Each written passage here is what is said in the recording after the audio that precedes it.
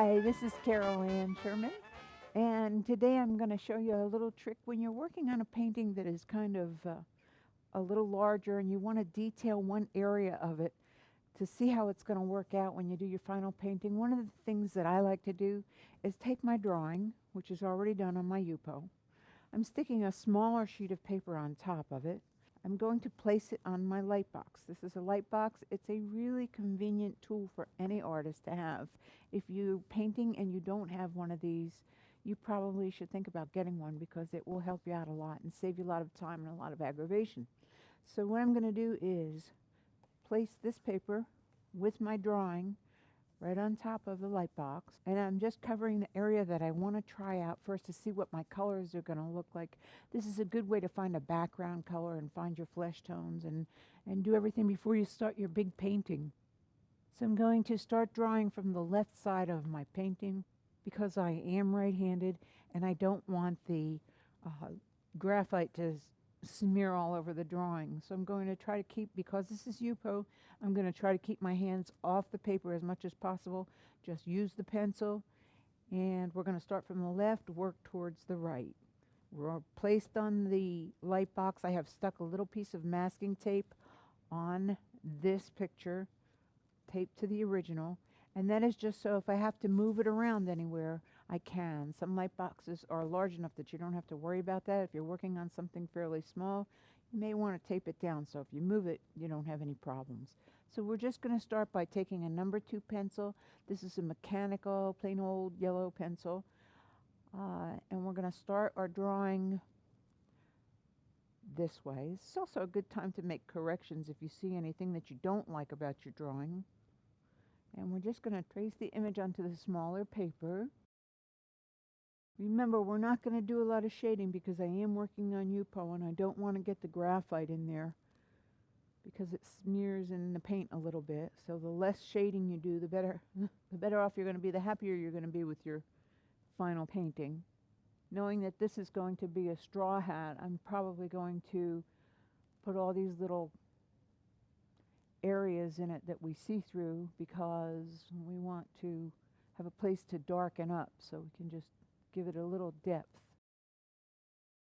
Continue on the brim where it's rolled.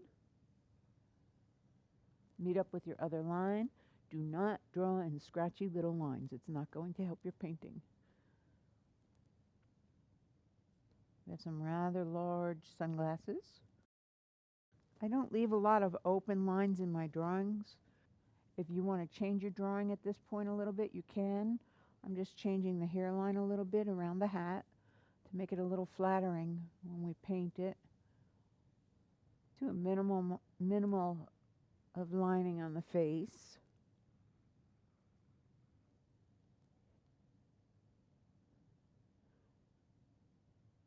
I don't really draw in the teeth usually. I kind of just leave myself room to do darks and lights.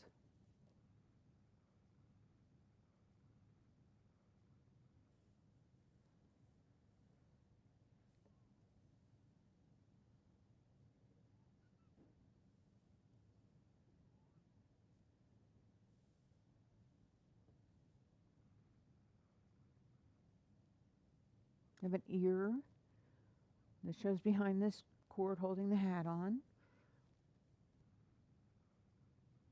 I'm going to put a little more hair down here. Come right to the end of our paper. Always work right to the end of your paper.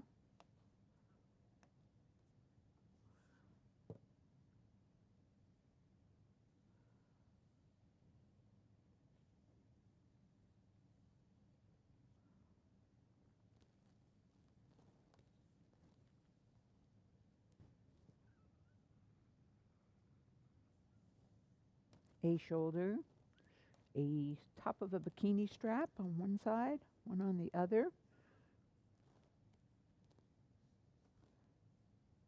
And you're now ready to begin your painting. And this makes it so much easier than struggling and fighting with it.